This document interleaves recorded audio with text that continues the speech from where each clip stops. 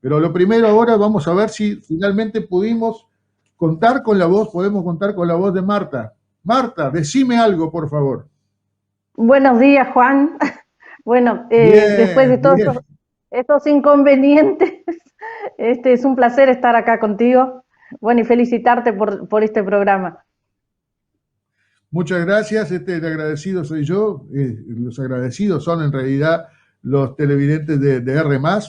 Y bueno, vamos a tratar de ser sumamente rápido porque ya son las 10 menos 20 y tenemos muchísimas cosas para tratar. Sí. Bueno, en primer término, Marta, ¿cómo te está resultando, te está siendo sencillo poder conciliar las dos funciones, la doble función, como representante de los trabajadores en FUESIS y a su vez como legisladora departamental?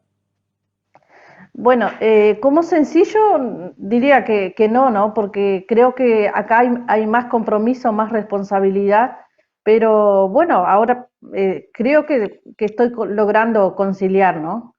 Este, el tema son dos cosas distintas, pero al mismo tiempo se complementan.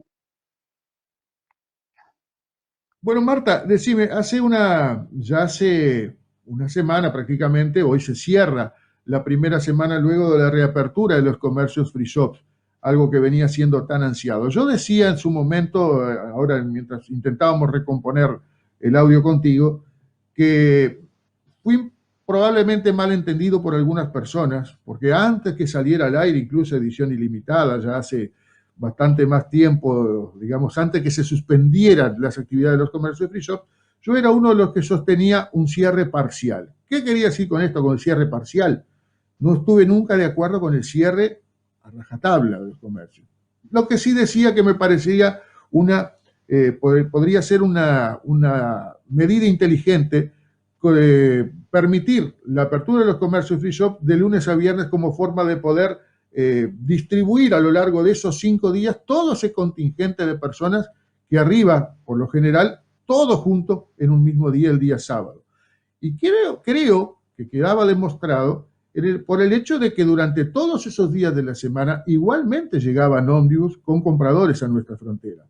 Pero hoy lo que pudimos ver, antes de hablar contigo, que estuvimos haciendo una recorrida allí por el DAI, era impresionante una vez más la cantidad de vehículos que estaban allí. O sea, le damos la bienvenida, sí, a la reapertura de los comercios free shop, pero no deja de preocuparnos. ¿Cómo ven ustedes desde el gremio la situación y fundamentalmente cuáles son las expectativas que tienen con esta nueva reapertura? Bueno, nosotros los trabajadores, en principio, nosotros no éramos a favor del cierre de los free shop, ¿no?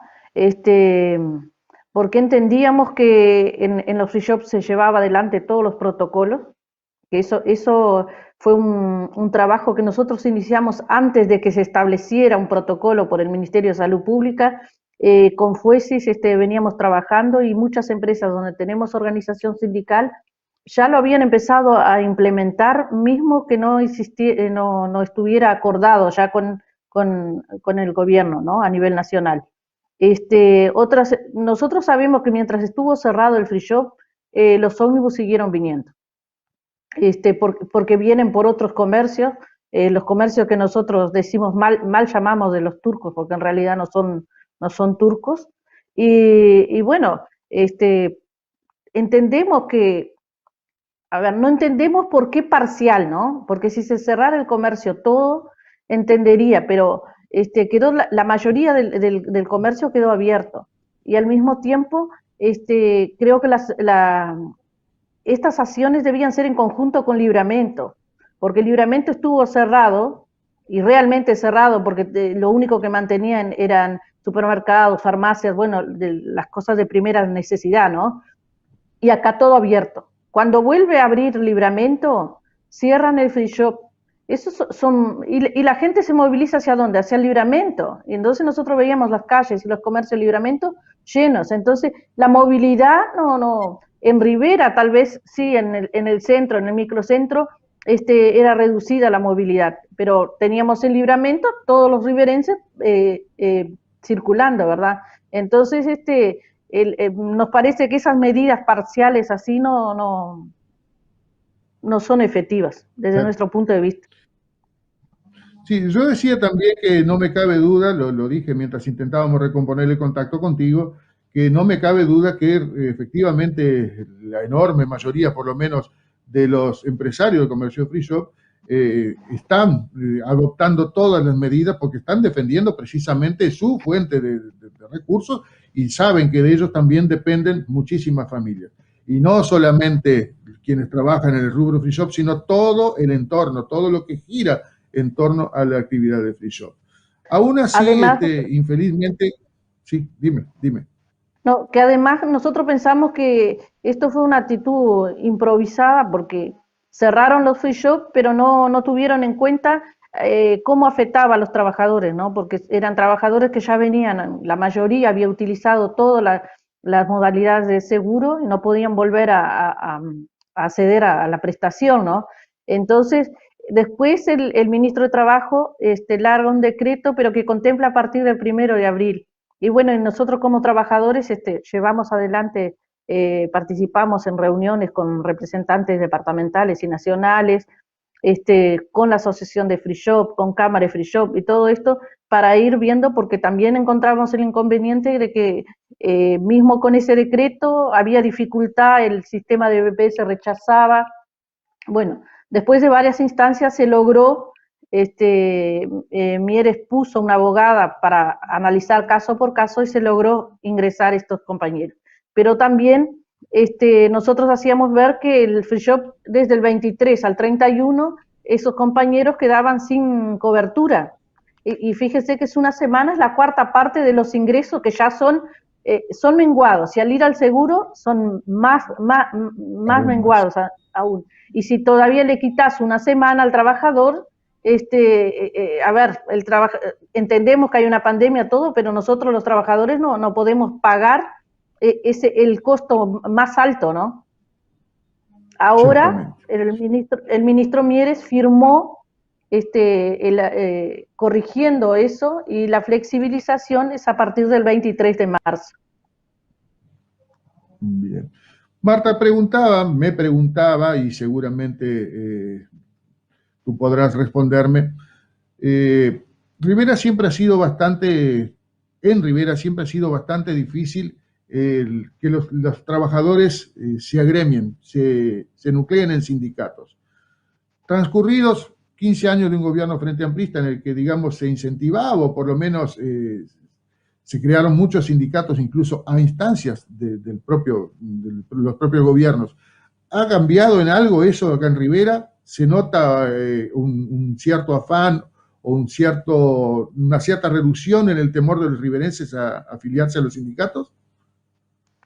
Creo que hubo una reducción porque, como tú mismo decís, hubo un cambio y hay una ley que te protege, porque antes el trabajador se afiliaba a un sindicato y la empresa lo despedía. Bueno, esa práctica nosotros lo enfrentamos en más de una ocasión, que el trabajador se afiliaba y lo despedían después de tiempos en la empresa. De repente el trabajador no servía más.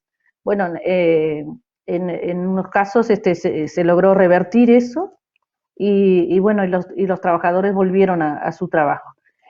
Hay temor, hay algunos empresarios lamentablemente que ejercen una presión hacia los trabajadores, y todavía hay un poco de temor, ¿no? Pero nosotros pensamos que el empresario que tiene temor que el trabajador se afilie a un sindicato es porque no tiene las cosas en regla, no lo hace bien. Porque si lo hace bien, no tiene ningún temor de que el trabajador se organice. Creo que el organizarse hace parte de la libertad, y los comerciantes se afilian a asociaciones o no, y nosotros tenemos el mismo derecho, ¿verdad? Claro. ¿Cuántos afiliados tiene Fuesis en Rivera hoy en día? ¿Tenés idea? Mira, hoy en día nosotros tenemos, porque Fuesi no es solo free shop, ¿no? Es todo el comercio y Sí, servicios claro. que entran las empresas de seguridad y todo eso. Nosotros tenemos alrededor de 400 afiliados. Todavía sigue siendo poco, ¿no? Todavía Claro, sigue siendo es poco. poco, pero vamos logrando, ¿no? por ejemplo, en lugares que eran impensados y bueno, y hay todavía la persecución sindical, eso es un hecho, ¿no? Eso no podemos, y eso es a lo largo de todo el país, ¿no?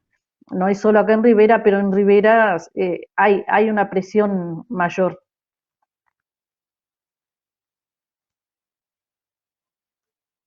Por así decirlo, y vamos al ámbito legislativo y de Contralor, que es el que estás asumiendo desde noviembre del año pasado. A pesar de que la Junta Departamental está trabajando de una manera bastante particular, razón de motivo de la emergencia sanitaria, supongo que ya habrás sacado algunos apuntes, ya te habrás interiorizado sobre el funcionamiento y te pregunto, ¿cómo está funcionando concretamente la bancada frente Amplista y en total con el resto de los partidos? Bueno, nosotros en realidad tuvimos pocas instancias, ¿no? de sesionar, porque por todo esto mismo que tú decías de la pandemia, después en enero que hubo las ferias, después cuando íbamos a volver de nuevo todo el tema de la pandemia, que nosotros desde la 1001 hicimos una carta y hicimos llegar al presidente de la Junta la necesidad de volver a sesionar, si no fuera de la forma presencial, que fuera a través de las plataformas que hay, ¿verdad?